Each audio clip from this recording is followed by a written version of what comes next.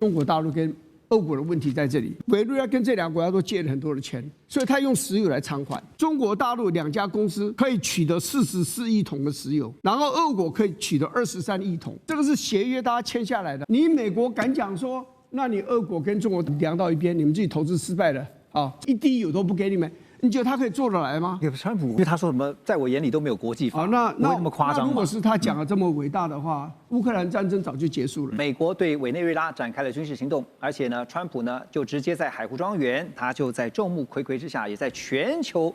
所有人的目光之下呢，把这个委内瑞拉的总统马杜罗给带走了，而且呢，立刻就带出了委内瑞拉的境内，并且在之后呢，也主张了说，美国在委内瑞拉当地的石油是有权利的，又立刻扬言说，下一个哥伦比亚要小心了。好，还有古巴也准备倒台吧。另外呢，他也说呢，格陵兰必须也纳入美国的控制等等，因为他说，如果不是被美国控制呢，就可能被中国大陆跟俄罗斯给控制，所以格陵兰对美国来讲太重要了，具有战略重要的价值。好，那当然这一连串的行为呢，最近也有一个新的名词出来啊，叫做唐罗主义啊，就是门罗主义的2.0版。现在因为是川普当家，他是唐纳川普，所以叫唐罗主义。川普6号就宣布，委内瑞拉临时政府呢将向美国移交3000万到5000万桶的石油，而且他特别强调要用市价出售。所得到的这些资金呢，将会由川普来进行监管，确保这些资金用在造福委内瑞拉人民跟美国人民。以市价出售，大家立刻联想的会不会对中国大陆，就是现在委内瑞拉石油的买家造成冲击？会吗？那如果中国大陆不买的话呢，会找谁买？还是说买可是有条件的买啊？这些问题我想请教一下委员。还有就是特别，川普现在讲说，我委内瑞拉的油脉我控制住了，我要用来造福委内瑞拉人民跟美国人民，可是很多细节都还没讲定，不是吗？对，我先这样讲啊，3000万桶跟5000万桶是他目前的储油槽里面拿出来的。那过了这些呢？这3000万到5000万桶看起来很多，其实不多一下就没有了。然后接着呢，川普的讲法，他用个 ownership 嘛，他拥有嘛，他拥有这个，他有拥有权。Greenland，他对这个也是一样，他就是要拥有，那他长期持有。那这样问题来了，他礼拜5他找了各大的石油公司的老板们在白宫谈嘛。就说你们要投资嘛，要赶快把更多的石油给挖出来嘛，所以这是个长期投资。我们先这样讲，一个讲第一个蕴藏量，究竟委内瑞拉的石油蕴藏量有多少？说有3000亿桶。我告诉你，这个现在国际的专家们是很质疑的，因为最早的这种出来的数字是1000亿桶，怎么3搞2搞变成3000亿桶？会不会夸大？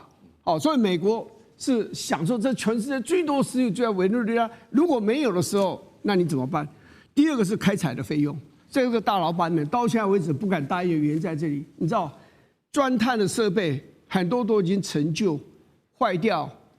没有经营。是，那你钻探的这些设备，还有呢，油管，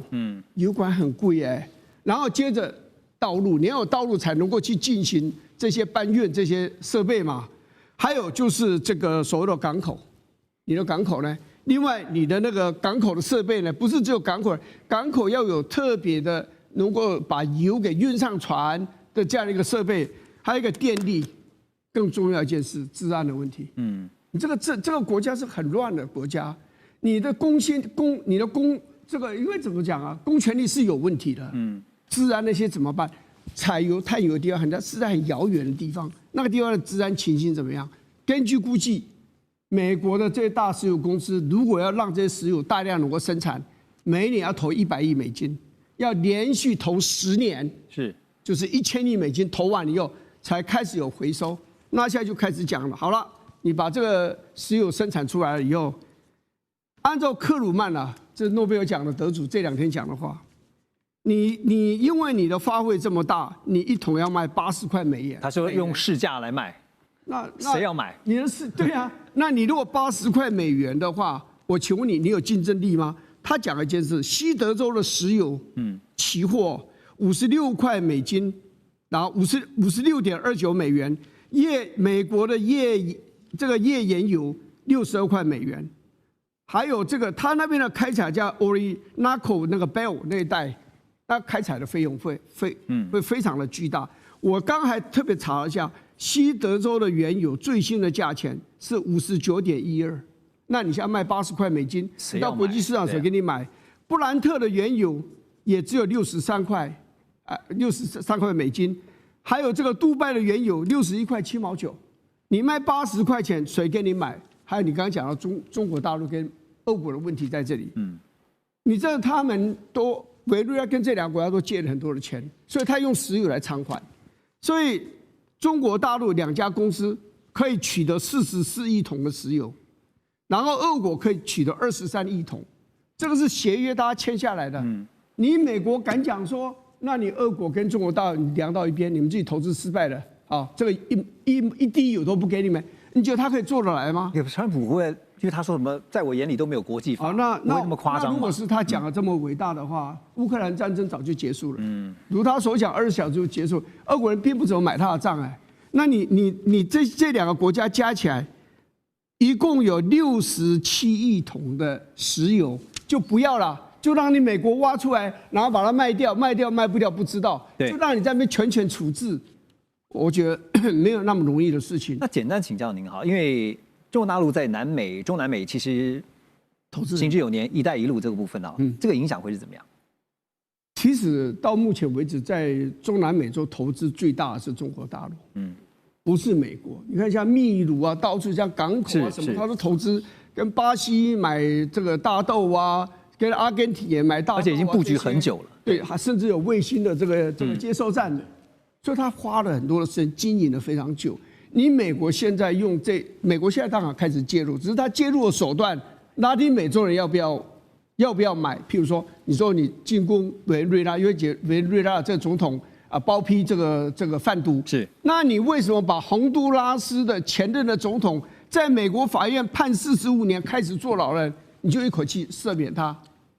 对不对？你就是为了赢的选举而已，所以你就不择手段嘛，对不对？那你譬如说，你这个阿根廷，你贷款了200亿美金给他们，好，那你这样的做法就是要介入人家的选举，只是加深拉丁美洲人对美国的一些的不满。所以，川普的这一套是不是可行？他的做法跟以前的总统们都不太一样，他是用很高压的手段，然后砸大钱的手段。那长期来看，1、2个国家、2、3个国家可能有效，整体的国家、整体的地区，而且长远来看是不是有效，我们真的不知道。对，我们刚刚讲说唐罗主义啊，就是这次再次的全球也看到了，就川普想干嘛就干嘛的意思啊。然后呢，他要向全球证明一件事情，就是要让美洲成为美洲人的美洲，就不准其他人啊。包括以前欧洲，现在呢亚洲势力都不准进美洲。好，但是有可能吗？因为他要怎么样来控制这个委内瑞拉呢？委内瑞拉临时总统，我们现在看到在画面中这位叫做罗德里格斯，他说呢，其实他有会见了中国大陆驻委内瑞拉的大使，也赞赏中国大陆呢在强烈谴责美方严重违反国际法跟侵犯委内瑞拉主权行径方面所坚持的立场。那现在稀土交易所呢也有一个公布，他说委内瑞拉呢大约有30万公吨的稀土可用，大约是中国大陆已知储量的1半，所以呢还是除了石油以外就是稀土啊，这是重要的战略资源。好，回到我的问题啊，林老师觉得，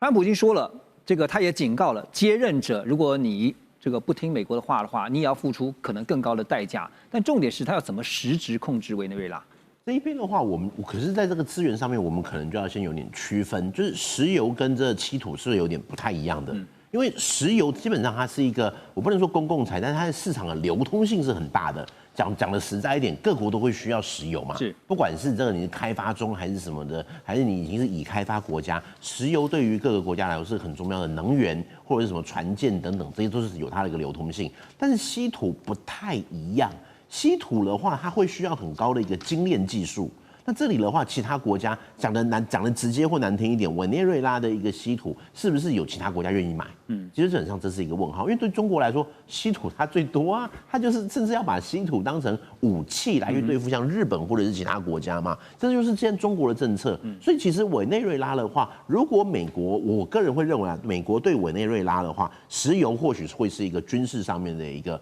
借口，或者是行动上面的借口，但是在这个稀土上面的话，应该是不会还有更下一步的军事行动，因为对于这一个不管是唐罗主义还是川普他的大战略来讲的话，他会觉得说我已经有一个军事行动了，对付你这一个委内瑞拉过了，那我下一步还要再如法炮制吗？还是说我要全面进攻？我觉得这个真的应该机会是不大。虽然川普是说他国际法他把它丢一边，可是实际上他在一些运作上面，接下来对稀土的话，反而是可以跟委内瑞拉去建立一个经贸上面的一个互动关系。我觉得这一点是比较有机会的。OK。在这个时候呢，其实也看到各国的反应啊。当然，这个相对来说，你可以看到普遍的国家对于美国这样的行径是比较低调的。其中呢，日本，我们就来观察日本首相高市早苗在美国对委内瑞拉采取行动的前一天，也就是1月2号，其实他才透过20分钟的电话跟川普会谈，而且呢，他是祝贺川普也祝贺美国迎来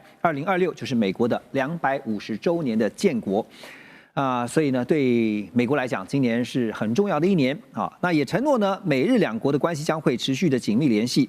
没想到在通话隔天，川普就对委内瑞拉动手哈。所以到了4号下午快4点，高市早苗的内阁发表了推文，表示日本会优先保护委内瑞拉当地的侨民。在新年开工记者会上也表示说，日本向来尊重民主、自由、法治等基本价值和原则。将来会持续跟 G7 还有相关国家保持紧密的联系。蔡老师，你觉得日本事先知情吗？应该不知道吧？他们确实有通过电话，但是高市早苗是说，通过电话之后的话，他将来会去拜访美国，大概是就是春天的一个情况啊。但是对日方而言的话，他们会强调一个概念：日美同盟是日本外交与安全保障的基种，而且在10月28日左右的时候，在东京。我们所说的迎宾馆，他也讲过，日美同盟是世界上最伟大的一个同盟，这个是他们不变的一种立场。那对于委内瑞拉这一件事情的话，日本政府的一个态度就是有一种我们比较白话，就是比较回避，不直接去评论，他怕得罪美国吧？不评论是对是错，他们会评论是说，委内瑞拉必须要回到我们讲的一个民主主义啊、什么法治的一个国家里面，这是那一种讲法。但是日方会关心一个点。将来会不会美国把它切成所谓的西半球跟东半球的一个概念？会不会美国它就只重视了一个西半球，东半球它可能就比较不重视？这个是日方他们会去担心的，也就是希望把美国一定要留在我们的一个东半球，不希望说他们又讲到另外一个字眼，所谓的川普曾经讲过一个字叫做 G2， 这个 G2 的话一般是不容易讲出口的，可是他曾经讲过，所以日本他会担心这个 G2 这个概念，还有东半球、西半球，把它留在我们所说的东半球，就让日本一个人去面对，是日本最担心的。当然日本也会担心这个事情，因为日本他们必须要面临有3个国家，一个是中国大陆，第2个是北韩，第3个是俄罗斯，这是他必须要去面临的。包括他们现在毕竟还没有核武如果没有核武的话，这3个国家都有核武，所以他们是担心这一个事情。然后日方的话，他们如果说把美国留下来，而且我们看到美国的话，给日方的一个态度是，他还是会留下来，因为我们看到小泉防卫大臣嘛，这2天又去见美国的战争部长，2个的感情还是不错的。虽然说没有正面的回应记者的一种答问啦，那记者也不是说很开心的，但是美国他一个态度。还是跟日本站在一起，这个倒是没有变的，因为日方很清楚，如果说美国离开日本之后的话，它可能在我们所说的东半球这个势力势必会下滑。它除了日本以外，它找不到一个更好的。当然有韩国有菲律宾，可是不是像日本一样这么大的，所以把它留在东半球。对，可以看得出来，这次高市早苗的内阁在发言上比起之前是格外的谨慎跟小心因为呢，先前所发表的这个台湾有事、日本有事这样的一个言论风波，到现在为止还没有停歇。美国迅雷不及掩耳的对委内瑞拉出手了。那出手之后呢，现在外界关注的除了格陵兰、除了加拿大之外，还有包括古巴以外呢，还有一个重要的目标。伊朗会不会成为下一个目标呢？在伊朗呢，现在看到民众最近是纷纷上街抗议一件事情：通货膨胀，因为日子实在过不下去了。通膨的怒火也像燎原一般的延烧到全国各地。而英国媒体《泰晤士报》就报道说，伊朗的最高精神领袖86岁的哈米尼已经准备好要逃往俄罗斯寻求庇护。但更棘手的是，以色列的安全内阁也传出，正式批准代号叫“铁拳 ”（Operation Iron Strike） 的军事行动，研判美国跟以色列联军可能在72小时之内会对伊朗发动突袭。而在台湾这边，我们的国防院研判呢，就分工来说，认为以色列打击目标应该是以伊斯兰革命卫队还有伊朗的防空武力为主。顺便也钳制他们的地面部队，而美国呢，则可能比照委内瑞拉的精准斩首模式。这个报道言之凿凿啊，把分工之如此精细都列了出来。现在看起来，这个军事冲突真的是很难避免了吗？委员，对于以色列来讲，这个是一个难得的一个良机啊，正好是一个机遇，因为它伊朗内部出现问题了嘛，因为对以色列来讲，他以前最大的敌人是埃及，是叙利亚，可能还包括像伊拉克这样。可是这些国家现在基本上都对他构成不了威胁了，但是呢，在过去的这个大概20几年来，对他真正构成威胁的，坦白讲，应该是伊朗，因为不管是哈马斯，不管是真主党，不管是福塞组织，也门的福塞组织。这后面的主要的金主跟武器的提供者大概都是伊朗，所以他觉得要把伊朗灭掉，尤其伊朗是拥有制造核子武器的潜在能力，听说现在大概高浓缩铀有400公斤，所以他给他很短的时间，他可以造出来，就有核武威胁。对，所以以色列觉得这个是摧毁伊朗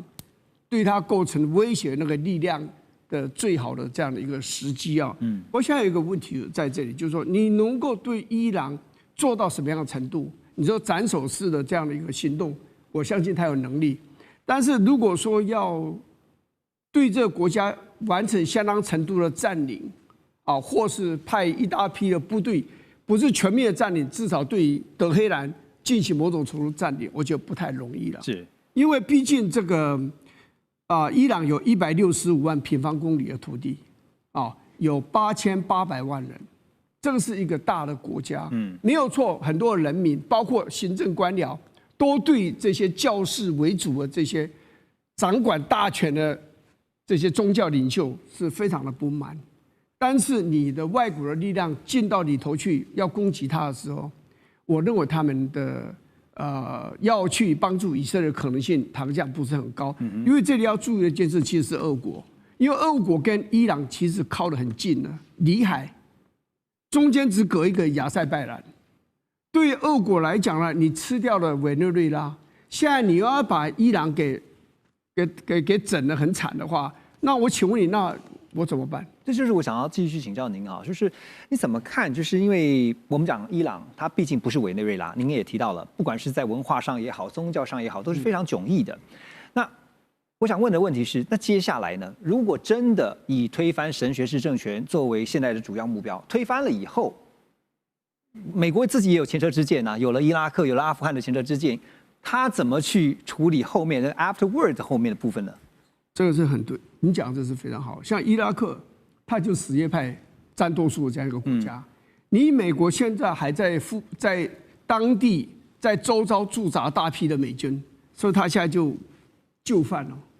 你美国慢慢你军力如果退却的话，伊朗长期来看，就那个伊拉克是可能变成另外一个伊朗了。所以那伊朗又比伊拉克要大了更多。所以你即使你把这个神学式的政权给搞垮了就这些这个宗教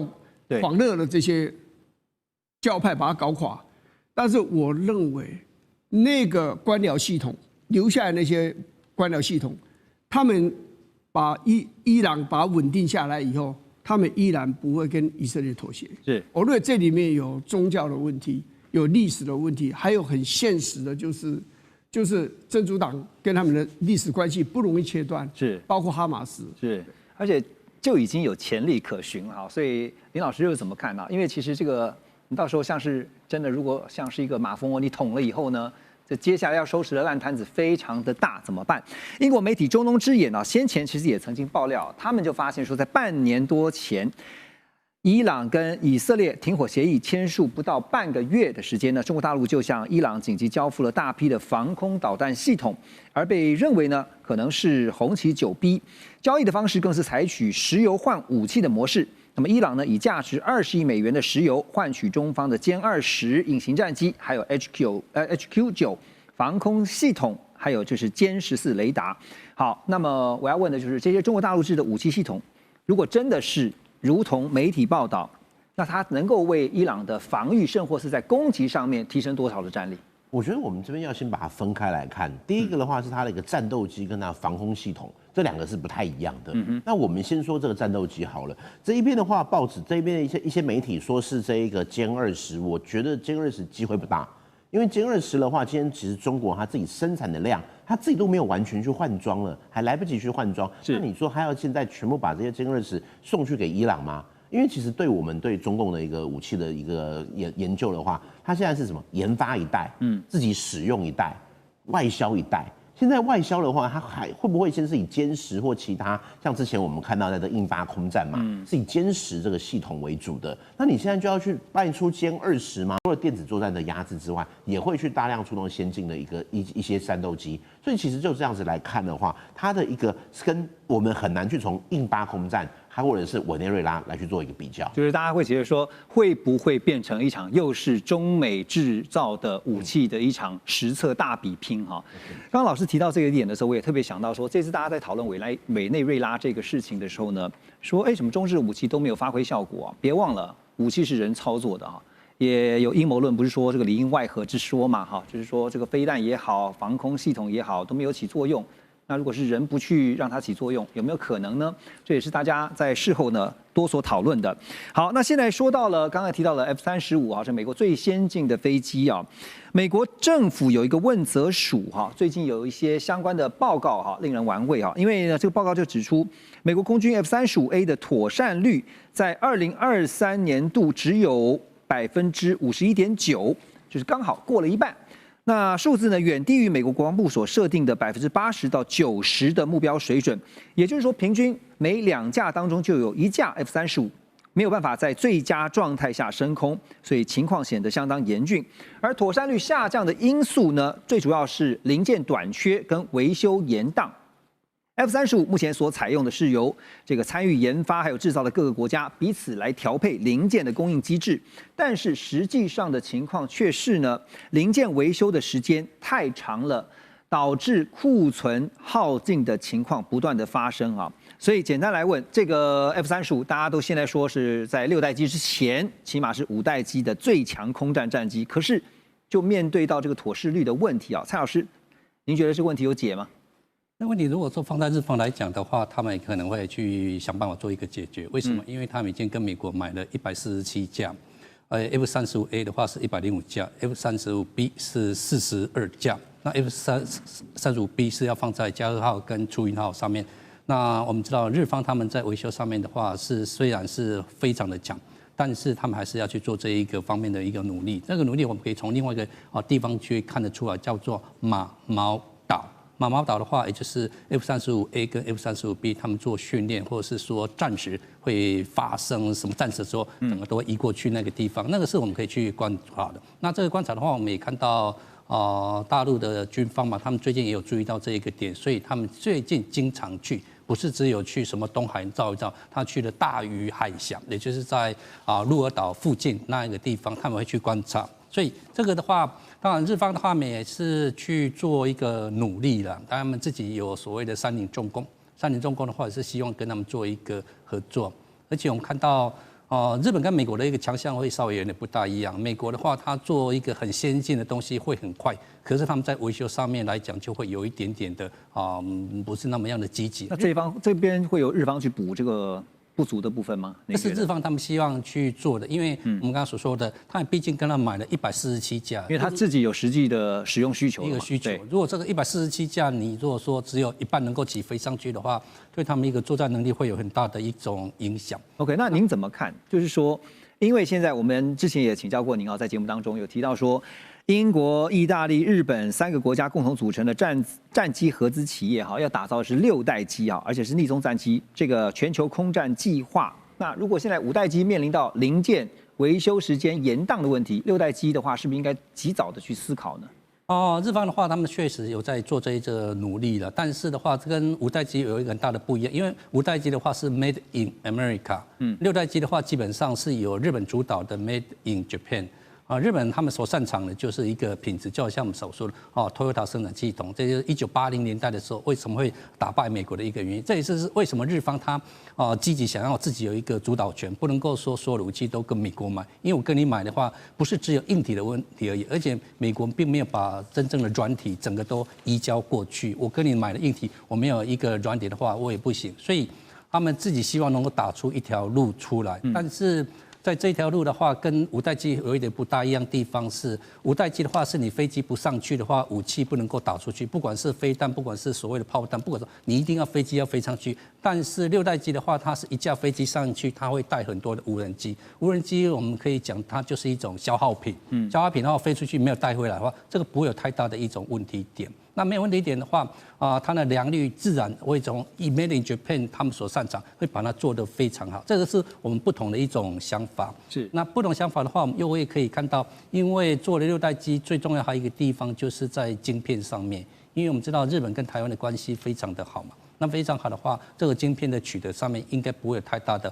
问题点。所以 Made in Japan 的品质这2个字是他们所挂保证的。所以不管是 Made in USA 或是 Made in Japan 其实刚刚提到了5代机也好，6代机未来的这个先进的逆踪战机也好，大家除了比拼的是科技之外，也比拼的是刚刚点到了一个重点，制造能力。马上回来。这个川普呢对委内瑞拉发动的军事行动震撼了全球，而川普的演习呢现在似乎还不止于此因为最近他又语出惊人，他说美国还需要格陵兰的震撼发言，而且呢不只是需要，这个川普团队甚至放话说可以直接给钱，全民发钱来说服格陵兰人同意加入美国。川普的说法是这样他说不管格陵兰人他们愿不愿意因为呢如果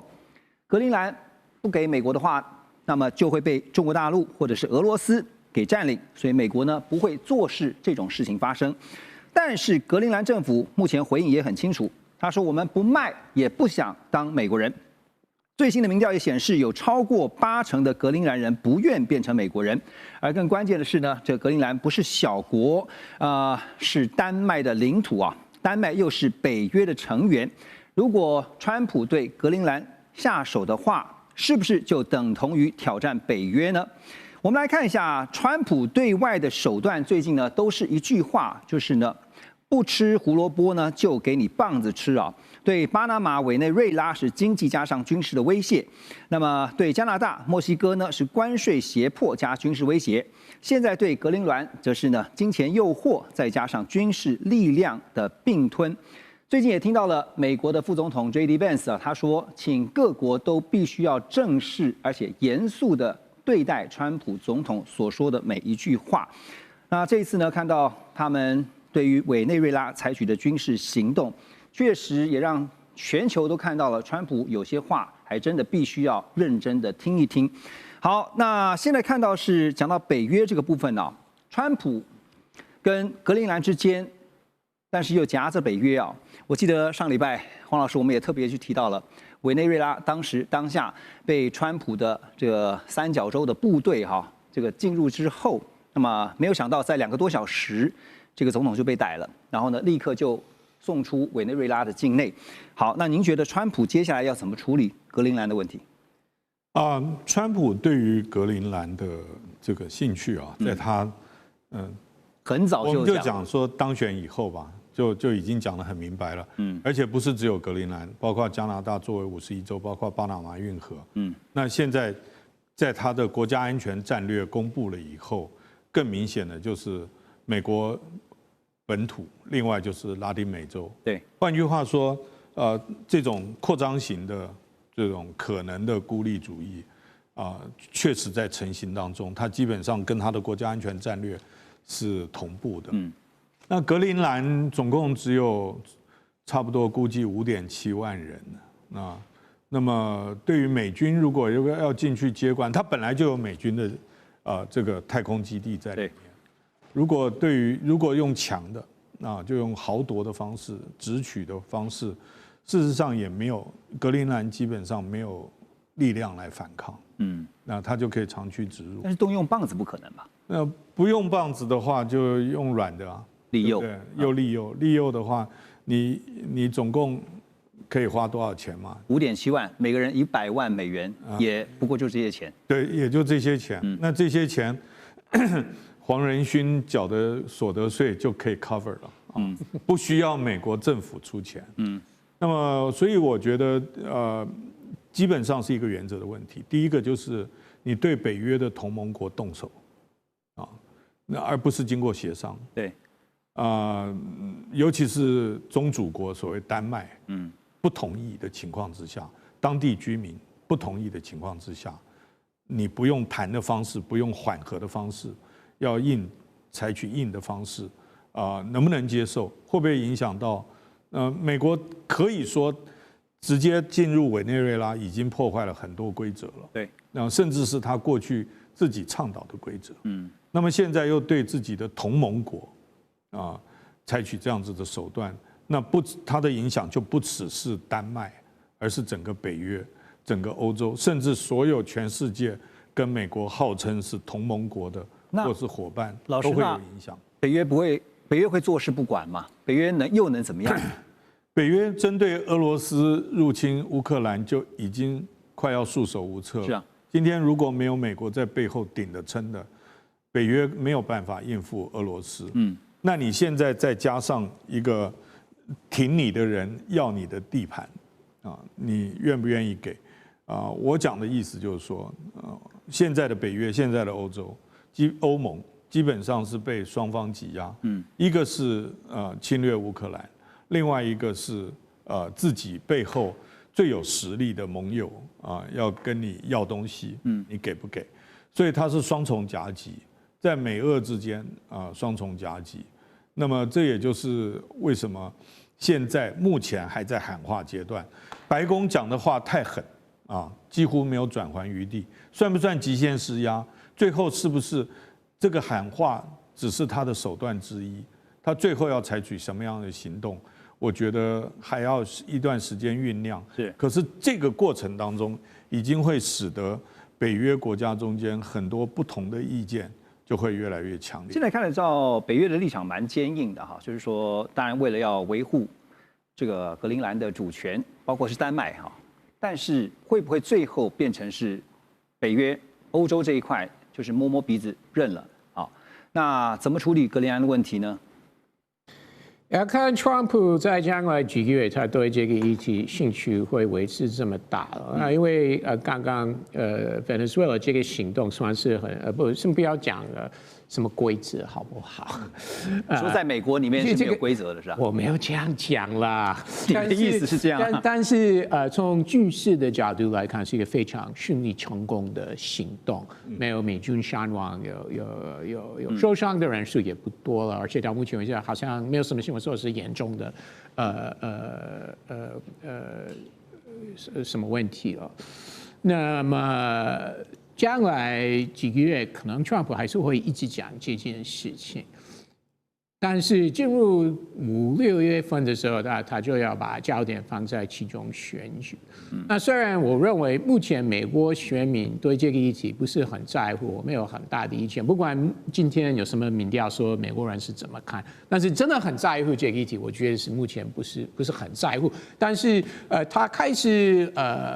跑来跑去，因为 Trump 非常希望做那个现场的造势大会，对不对？所以我认为他到6、7月。月份那个时候就开始跑来跑去，做那个每晚上两三个小时，他会一直讲话，这方面还是非常厉害。那到时候他会一直讲 Greenland 这件事情，我觉得可能性是不大的，因为选民不是很在乎这个议题。那你觉得川普不会来硬的？那会来软的。那来软的话呢，他会真的让格陵兰最后变成美国的51州，还是他让格陵兰保有独立自主，可是呢就是附属于美国50州是不可能。OK， 这是不可能，那个国会肯定是不支持了。就像 Puerto Rico 或关岛，这个还是要给他们特殊的status 跟地位了。但是看起来川普不会放弃，所以即使在将来几个月他一直讲，然后中间时间为其中选举暂时不讲，那到明年初没有连任的压力，也没有其中选举的压力。那或许如果将来几个月没有处理好，那到明年初还会开始再次提这件事情。好，现在欧洲的反应哈，我们也来看一下，欧洲这次反应很不一样哈，就是像法国总统马克宏呢就痛批川普说这是新的帝国主义。德国总统也发话了，这施坦迈尔他用罕见严厉的语气呢批评美国正在摧毁国际秩序，也呼吁各国不要让世界成为一个强盗窝。大家也想说，欧洲这次不忍了，因为呢，这次真的是把欧洲给惹毛了。这个美国扩张的目的呢，现在瞄准了，就是刚刚讲说，欧洲盟友也被牵扯在内。川普呢，当然也说呢，他话说也得很直，他说我不需要国际法，唯一能阻止我的只有我自己的思想，真的是狂言。那美国最近内部其实也出现了一些极端分裂的情况哈，当然也让格陵兰人看在眼里，就觉得如果有一天成为了美国人，会不会跟他们一样？我们要说的就是 ICE 是美国移民和海关执法局不顾地方的反对，他们派人到明尼苏达州去扫荡非法移民，结果在一场事件当中就击毙了一名白人女性，那反而呢加大争议。大批的民众要 ICE 滚出去外界更是担心会不会重演之前所发生过的弗洛伊德之死Russ， 我继续请教你这个事情会怎么样？会不了了之，还是？首先要为你刚刚提到法国跟德国，虽然法国总统这次讲话是比较强硬，德国总统也是讲话，也是很少见德国总统会对外交政策这样讲话。但是在德国他是 head of state， 不是 head of government， 对不对？所以他没有首相那么重要了。所以德国总统说什么其实真的是不重要。但是你只有提到欧盟、NATO 北约2个国家而已。那欧盟有27个成员国。北约除了美国之外，一共是32，所以除了美国之外，有31个会员国。那其他的国家为什么都没有说话？为什么都没有为丹麦说话？你就提到2个而已你讲到重点了，其他的欧洲国家闷不吭声，大家现在都在看着这个事情发生。所以我们要等他们会不会赢起来，会不会真的很为他们的好朋友丹麦？你觉得会出来为他们发声吗？会，我觉得将来也会，但是会不会有实质的动作，目前真的是一个问号。比如说，我举一个例子，一个非常简单的动作是下礼拜召回他们驻美大使，为了表达他们对美国政府不满，他们敢吗？不知道，好像目前为止真的是不敢有类似的很实质的动作，所以欧盟到底或北约国家到底会做什么？真的，目前真的是一个问号。那明尼苏达的事情呢？这个风波会不会越来越大？会，当然。你觉得会啊？会，对。川普不会忘记这件事情，所以要看我刚说的，要看他会不会天天讲，会不会或者因为美国其中选举先暂时放弃，目前也不知道。但是我相信，真的不会，川普政府真的不会放弃这件事情，不管是什么样的方案。用钱的，我相信你提黄仁勋出钱，因为以后改名黄 land， 你也姓黄，所以你也会很高兴，对不对？Greenland 可以改成黄 land。好，所以你应该不用签证了。你认为明尼苏达这一次的这个白人女性被枪杀的事件，这个会越来越严重？会，有很多不同的理由，本来也是很多美国人是支持川普政府对非法移民的这些强硬的动作，也有很多人是反对，尤其是在算是一个蓝色州 Minnesota 算是 blue state 是支持民主党比较多，尤其是在 Minneapolis 这个大城市算是非常左，选民是非常，尤其之前发生过黑人被枪杀。那另外进入这个杀人案的调查，那已经有非常严重的州政府跟联邦政府的分裂，因为联邦政府已经说清楚。地方检察官，我们不帮你啊，什么资料啊，我们都不配合了，所以你要对这个联邦执法院进入一个调查，我们帮不了，我们非常反对，所以这个真的是很少见，有州政府跟联邦政府有这么强硬的这个不同意见，所以。从这些事件也可以看到，说现在你比如说美国内部它自己有自己非常严重的问题，哈，中央跟地方就是联邦政府跟地方政府、地方州政府之间有很多的冲突。好，那格陵兰人看在眼里，除了这个格陵兰以外呢，加拿大人也看在眼里啊。现在加拿大也非常的紧张，为什么呢？因为地缘政治可能会出现一个关键的变化。如果美国把格陵兰拿下来以后啊，为什么？因为加拿大呢会被美国从北极方面呢完全给包围。所以前加拿大驻联合国的大使叫李博，他就警告，他说川普根本不把加拿大的主权当一回事。川普先前就说过，加拿大可以变成美国的第51州。那现在加格陵兰呢？哇，现在52州。当然，这个 Ross 刚才讲说不可能啦。好，那现在加拿大军方也已经讨论要建立40万人的民防部队来因应外来威胁。而加拿大总理Mark Carney。他即将要访问中国大陆，在这个时间点也特别令人玩味。好，所以川普把盟友们特别包括北约的也好，现在连加拿大也好，搞的是天怒人怨。那会不会逼使美国的盟友？聂老师觉得找新靠山，然后呢，甚至反正这个敌人的敌人就是朋友，我就有可能转而跟中国大陆这边建立更紧密的关系呢？好，现在美国真的是内忧外患。内忧刚刚讲到的这些使我想到拜登的时候，弗洛伊德事件，现在有米索达这个移民这个妇女这个被枪杀的事件。那我们讲这个外患哈，我们讲外患为什么要这样叫外患呢？因为我们非常清楚啊，我们人也一样，国家一样，其实有两个东西非常重要，但这两个东西，这个人都一直在突破它。一个叫法律，一个叫道德。什么叫国际法？是大家定出来的，但是他说我是定义是由我来定的，我说什么是国际法就什么国际法，这完全没有法律基础了。第二个呢，道德观，我相信现在一个跳出来讲话都跟道德有关。你不管是法国、德国那些小国，他怎么敢讲呢？他一个帮派里面他有层级之分啊，小弟们他不敢讲话的，他就大哥发声就好。这里面当然英国不发声，因为英国也比较特殊啦，他跟美国关系以及他也不是欧盟国嘛，他也脱欧了，甚至欧元都不使用。好，先不说这些东西，我要讲的是说，他今天要并格陵兰难不难？太容易了。讲不然他有军事在那边，格陵兰不过58000人，这么小的地方，整个台北市只有一个人，他40平方公里里面只有一个人，200多万平方公里的这个土地只有5万多人，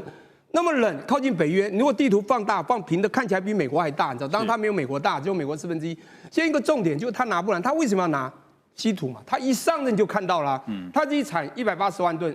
格陵兰50万吨，他早就觊觎他，早就想拿了。当加拿大有80万吨，当加拿大要拿加拿大的理由很多啦。当他能够拿它变成51州，那美国可能更稳了。不管是各种这个理由都有。我现在讲拿下加拿大也不难，你看卡利当时抵抗他的关税多么的抵触，最后是不是也是臣服了？因为美国力量真的很厉害，他就3个霸嘛，霸权十足，霸道行径。霸凌其他的国家，我先讲一下，世界上有一个叫做联合国，联合国做什么？维护各国的主权。刚一直提主权，不管大小国家都要维护，但是唯有在主权平等、互不干涉之下，小国才能生存。讲不完谁来维护？以前大家认为这个有军事、有美元来维护都算了，我们就有你美元，有你军事保护，但是还有一个东西叫正义。还有一个东西叫道德，我刚刚讲到，我跟你讲，正义还有要让人家信任，这个东西这样一下子瓦解了。小国还是不敢说，他要找替代品，就是你讲的，他会不会绕道去找别的地方释出善意呢？不管是小国，甚至欧洲这些国家，他已经对美国已经没有信任了。这时候他是不是要找一个保护的替代品？因为看起来中国就是唯一能够可能未来跟美国抗衡的，不管在军事科技，但是有没有强到这样，我们不知道。就他要找到未来的替代这个保护的这个护主呢，必须要强而有力的一个基石。所以呢，你必须让这个小国认为长期可靠。目前呢，我们知道世界上你不可能啊，好像说历史从以前就这样，中立是不可行的啦。我们虽然允之绝中，我跟你讲，你互不得罪，最后就会受伤。你一定最后押宝，以前押美国，就会发觉押错了。我跟你讲，未来就会慢慢押过去。就你刚刚讲的这件事件，从这次的跨国这个元首绑架事件，你看到这个人为的黑天鹅会造成全球真的，我们讲小国一定会，只是不敢发，一定会向中国靠齐。但是加拿大。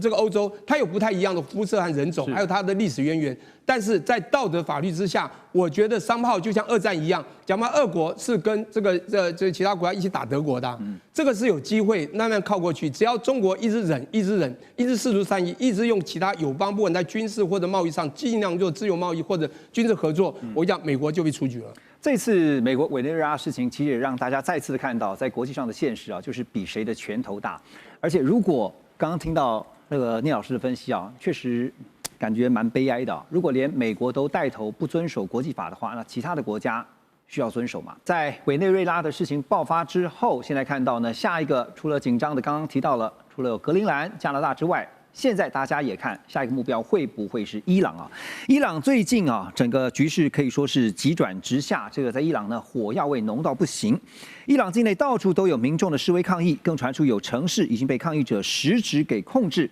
民兵指挥部被烧，全国罢工。而伊朗政府呢，更是直接说要断网断话，因此而造成的死亡人数也不断的攀升。在这个时候呢，美国特种部队也被直击出现在中东地区，更有美国军机出现在荷姆兹海峡。川普也公开的呛瞎喊话，他说如果伊朗用暴力镇压示威民众的话，美国将不会坐视不管，会狠狠的打击伊朗。伊朗官方则反控这不是单纯的民怨，是境外势力在操盘的颜色革命。好，现在看到有点熟悉啊，因为我们刚刚提到了委内瑞拉。那这个手法呢，是不是就一开始啊，像委内瑞拉是先扶植流亡势力，然后制造街头动乱、经济封锁，再来是军事恫吓。另外，在伊朗呢，现在也看到了，最近这2天，流亡在美国的王储他跳出来号召民众上街，举行全国性的示威，也看到了美军快速的集结，然后白宫方面高调的警告，这一套剧本就是掀起内乱。武力胁迫，再扶植代理人，尤其这个代理人是亲美的代理人，似乎现在也好像要在伊朗重新上演啊。可是伊朗毕竟不是委内瑞拉啊，所以这个相同跟不同之处，老师怎么看？委内瑞拉的模式很难被复制。第一个军事行动对委内瑞拉有效，对伊朗没有效。为什么？因为伊朗不是你抓到一个总统啊，一个领导人，那个政权就崩解了。因为他有好几块势力，他有革命卫队，他有宗教领袖，还有这个所谓的民选政府。换一句话说，你抓到中间移除一个人或者是一个势力，并不代表整个伊朗马上崩解，这是一个。第二一个就是伊朗很大。川普总统从第1任期开始，他就非常自豪，他不派地面部队，不派兵海外作战。为什么过去在委内瑞拉发生这个，就是1个礼拜前1月3号的这个特殊行动之前，很多人都说美国不敢，美国不会，因为我们都用传统思维认为我要登陆作战，我要大部队进去。委内瑞拉有很多军人都很会打游击战的。那美军未必占得到便宜，所以我们是从传统战争思路切入，认为不会。结果大家都很惊讶，结果他是特战部队进去，几乎是长驱直入，对啊，对，就只是带走一个人。那至于说带走了 Maduro 以后，委内瑞拉呢，美国所谓的接管能不能顺利接管，那是另外一个话题，我们要去讨论的。伊朗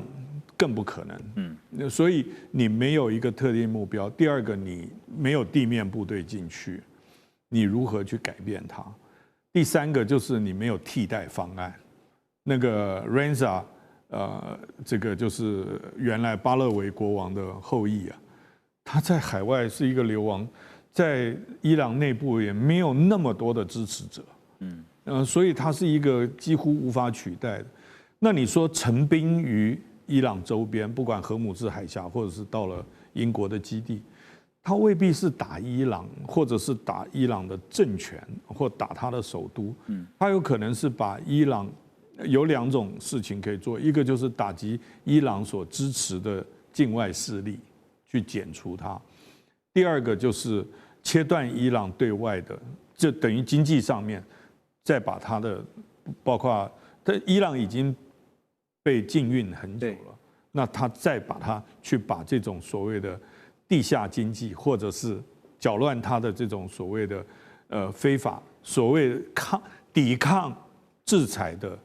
石油，也就是加强这个威慑的力道，等于是再把它紧缩一点。伊朗已经被制裁很久了，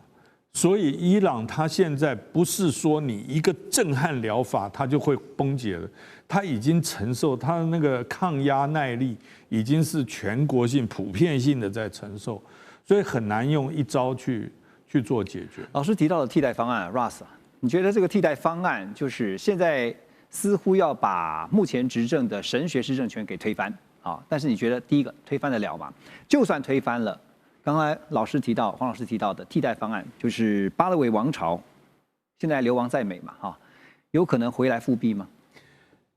推翻的确是很难。我们可以参考过去10几年的经验啊，伊朗爆发这个街头抗议的活动，而且规模很大，已经有很多次了，在最近10几年，真的是很多次，而且是不同的理由，偶尔是因为反贪污，偶尔是因为经济状况通货膨胀，偶尔是因为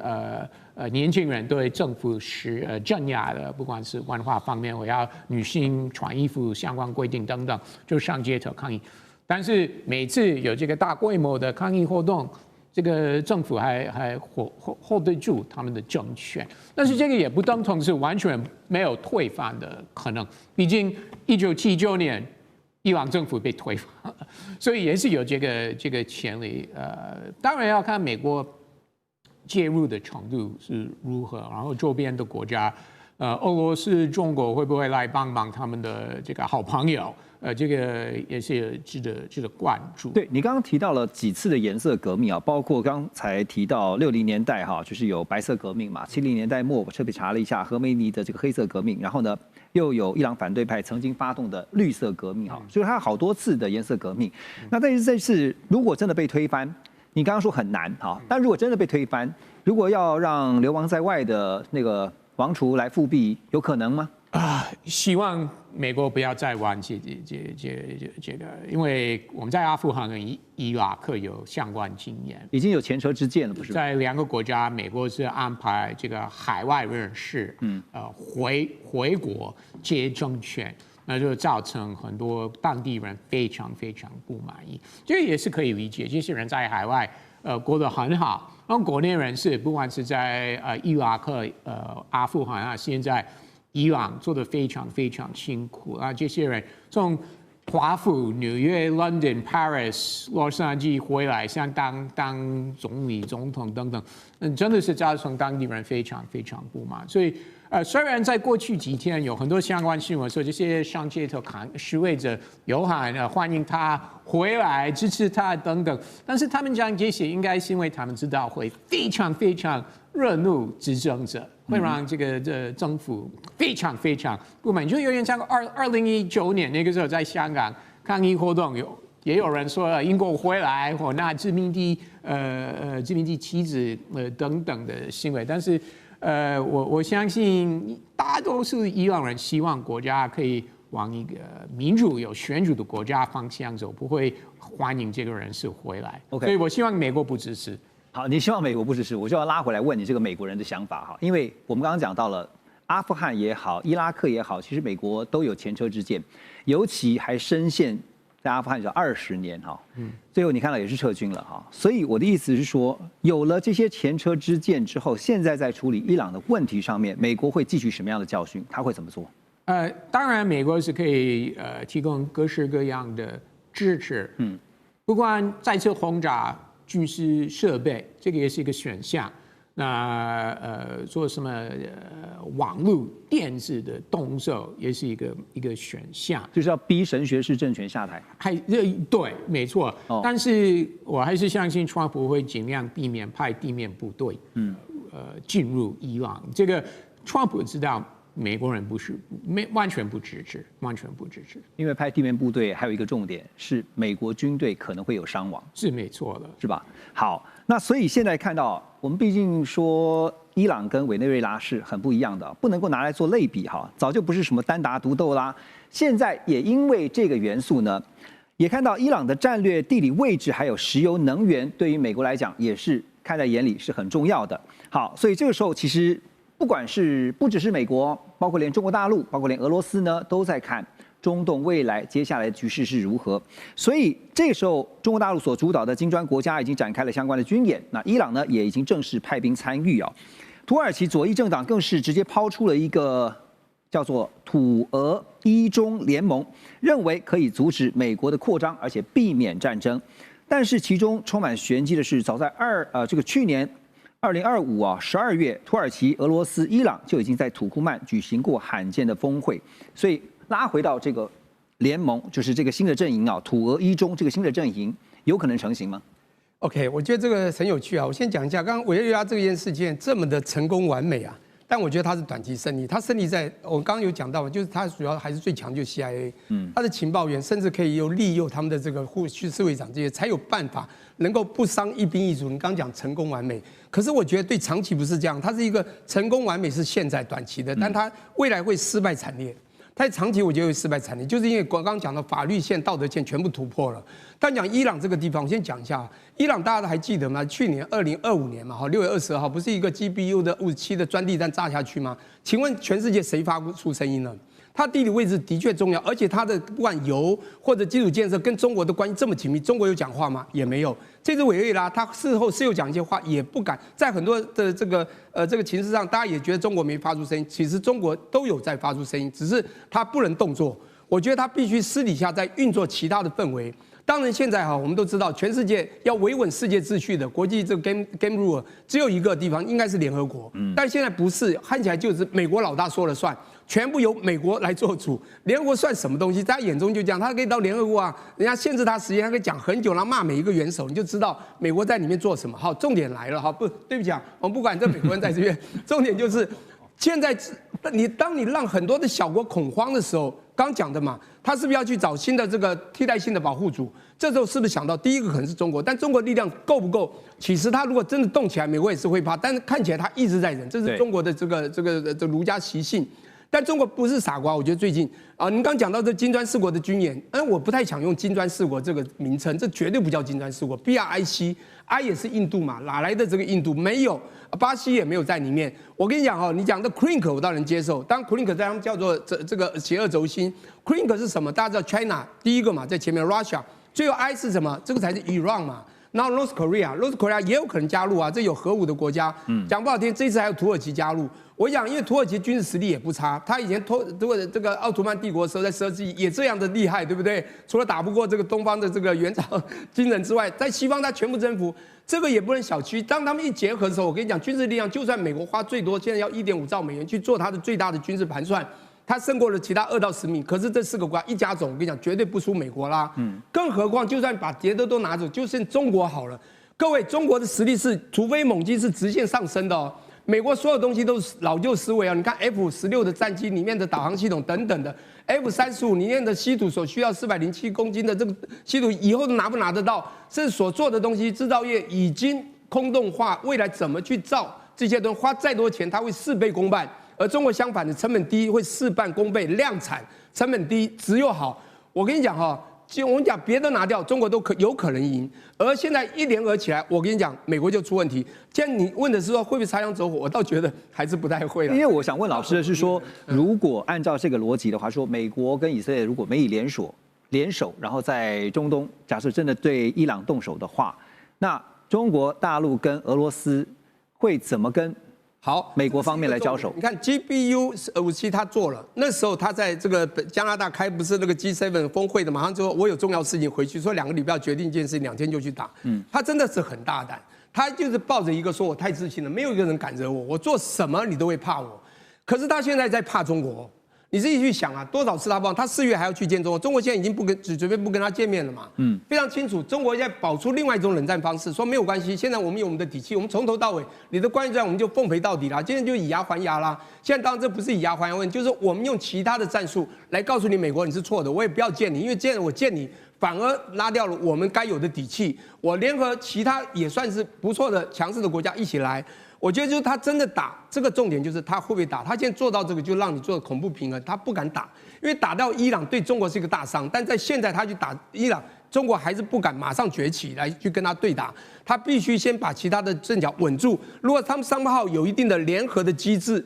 说不好听，他们也要必须做沙盘推演。是，当美国打进来，他们因为美国还是很厉害，你刚 CIA 当时专机弹之前的时候，他多少个研究员，核弹研究员，多少个高阶占领都被精准打击啊，讲不好听，这都是 CIA 去搞的。我讲不好听，反中情势这个反送中都是这样子，才能里应外合嘛。我觉得美国这个情报单位是的确可以让人去训练啊，这个是真的是很有一套。是，他不但是收集情报，还做假情报嘛，他做假情报第1名的嘛，不是？2005年，2003年2月5号，Paul Whelan不是拿了一个假的东西，说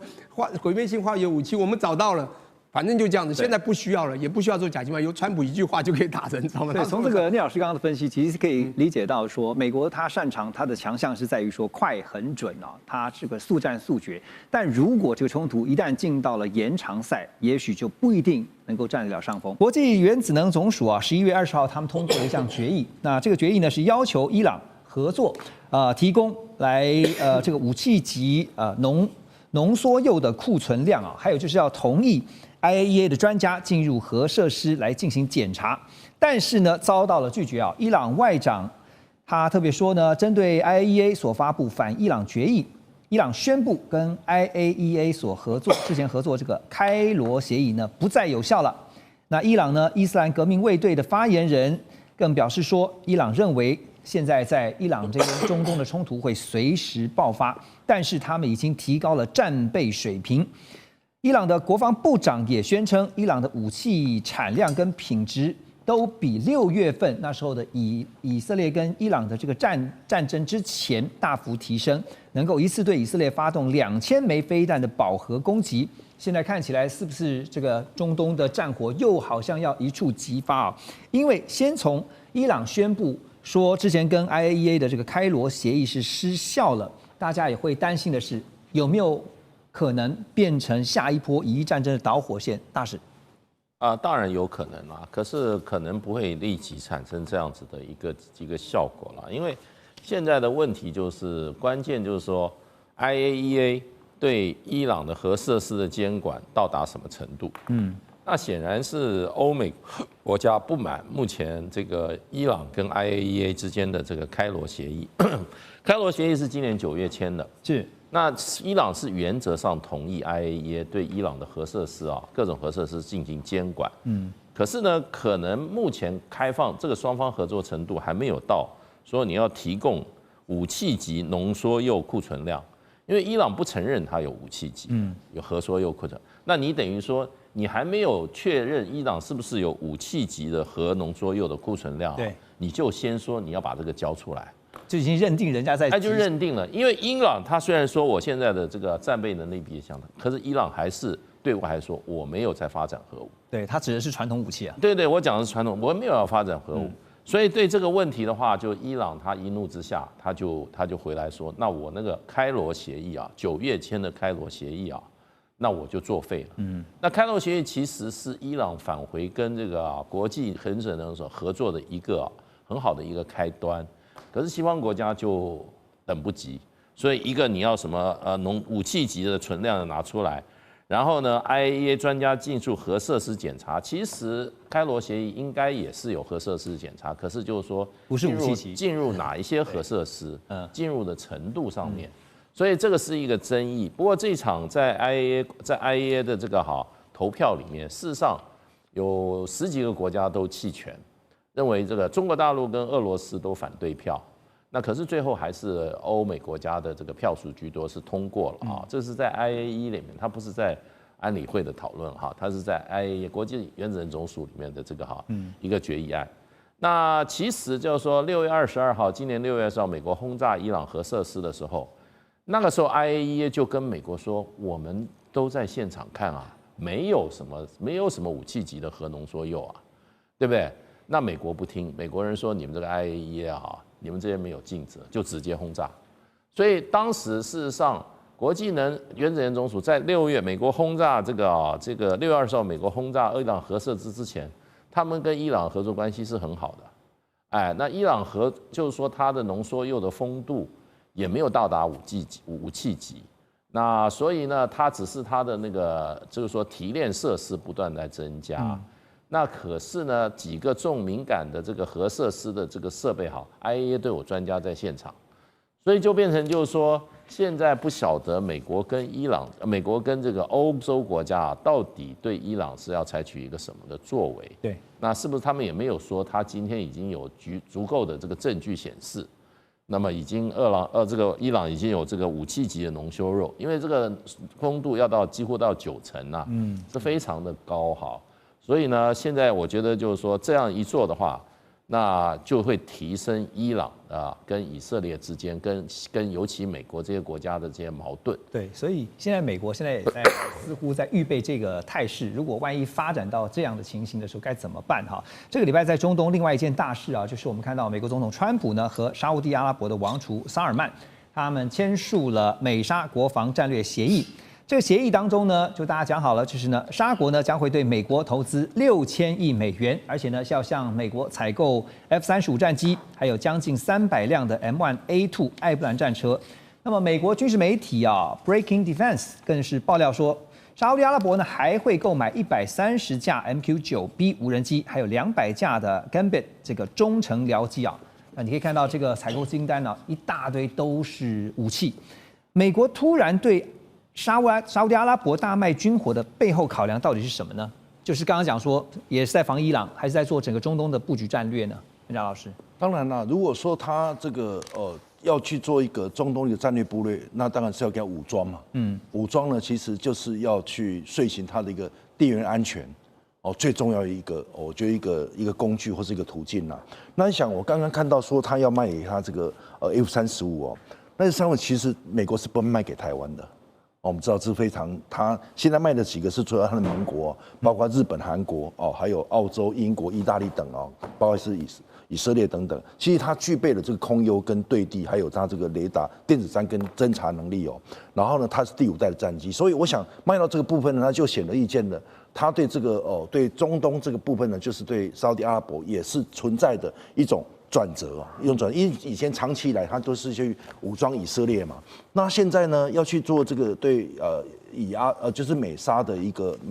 防务跟一个投资协议的结合那当然啦，他就会让这个沙烏地阿拉伯呢是从买家变成更具实力、更具自主力的军事玩家，也等于说他的桥头堡。对，那这个我觉得是一个双保险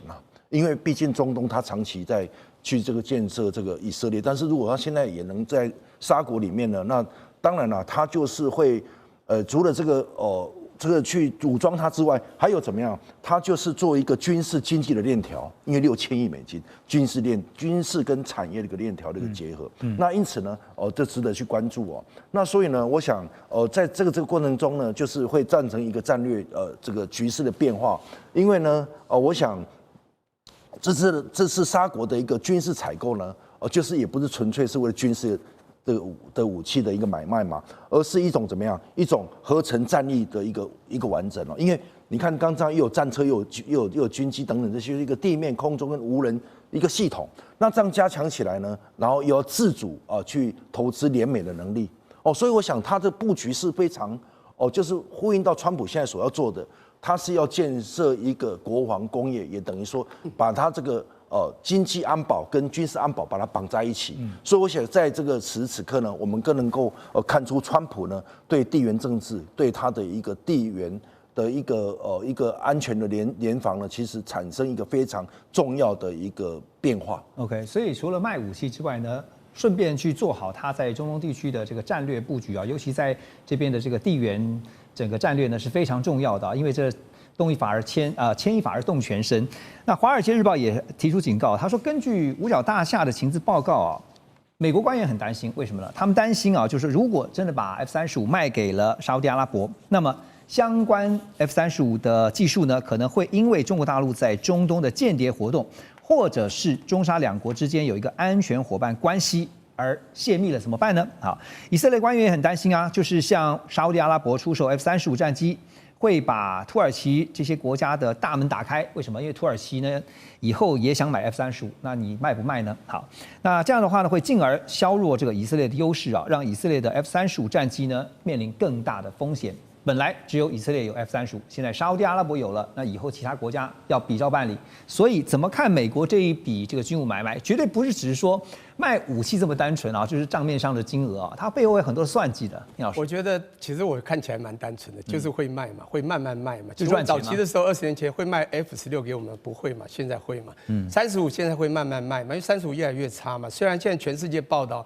这个 Military Power 报道说，全世界最强的5代战机就 F-35，第二苏凯57，第三什么歼20等等。我跟你讲，它现在已经也慢慢会不行了，因为 F-35 ABC 有没有西式舰载的有没有？对，它从9000多万到1.2亿。我跟你讲，它最棒的3种性能，第一个叫隐形现身，隐形嘛设计；第二个呢是它的先进的感测；第三个呢是电子的作战能力。但它有很大的限制，它能够装载的弹量是有限的，各位去了解一下。现在一个很重要就是它隐形现身，甚至中国在前一阵子已经把它现身了，隐形的问题被现身。你知道它已经开始有缺点，它不能隐形。我要告诉你是它已经有点问题了。虽然它还在秀35，因为它觉得要快点开始找出路，要不然太多 stock 会有问题。而且以后稀土控制住，它的35也不一定做很好。现在是要研究第6代战机。中国以前啊，在华为开始搞6G、5G 的时候，那时候还是4G 的时候，他们就知道看未来。现在成都的成歼36 6代战机已经试飞成功，是，而且省歼50都已经在做。美国在这里积极营要做，当然他也怕，为什么川普会越来越低头？他拿不到稀土，又拿不到其他东西，会担心。现在所谓的相关这个技术在哪里？我真的好奇啦，或许有一些。我觉得美国在战机这个部分哈，因为中国的制造业已经非常丰富，美国已经空洞化这个之下，美国的制造业是在1940年12月29宣布了一个民主兵工厂起来的，在那个时候呢，支援了全世界的战力兵力，才有了今天。现在它制造业空洞化了，他会怕。我现在要讲的是，美国还是靠自身利益啊。这个一个很奇怪地缘政治，美国跟以色列这么好，对不对？跟父子一样。中国跟沙特阿拉伯还有所谓的这个安全伙伴关系，怎么会迈过去呢？因为他已经觉得这已经可能不是最重要。虽然大家都还说他是第一最棒的世界第一，我要讲的是他们都在看未来了。当然还有一个就是川普的个性嘛，他重商的个性，这个一卖下去不得了，多少钱？当然划得来。第一个从经济角度划，这从技术角度他觉得还好，有一些技术，但不至于。他真的很重要的技术，他还是会后租的。这是我所看到美国现在所做的动作。对，所以其实说穿了就是各取所需哈。美国要他要的，沙烏地阿拉伯得到他想得到的。我们休息一下，马上回来。2025全球局势必须关注，中美赛局牵动地缘风险，连带影响台海两岸未来。寰宇全世界，关心全世界，权威分析，专业观察，客观立场。每周6日，请您准时锁定，一同关心全球大事的瞬息万变。